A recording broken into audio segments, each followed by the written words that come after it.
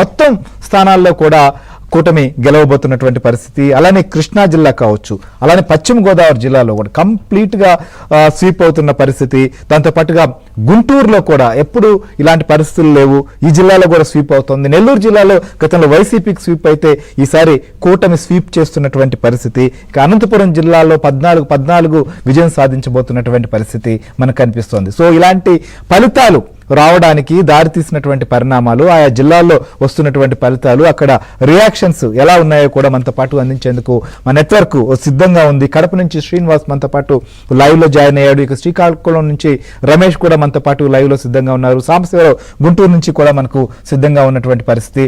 ముఖ్యంగా రమేష్ చెప్పండి, ఏంటి అసలుకి ప్రధానంగా చూసినప్పుడు ఉత్తరాంధ్రలో తమకు చాలా అనుకూలంగా ఉండబోతోందని చెప్పి ఎన్నికల సమయంలో కావచ్చు, ఆ తర్వాత కూడా చెప్తూ వచ్చినటువంటి పరిస్థితిని మనం చూసాం. ఇప్పుడు ఆ జిల్లాలో వచ్చినటువంటి ఫలితాలు ఏ రకంగా ఉన్నాయి, హేమాహేమీలు అనుకున్నటువంటి వారి పరిస్థితి ఏంటి?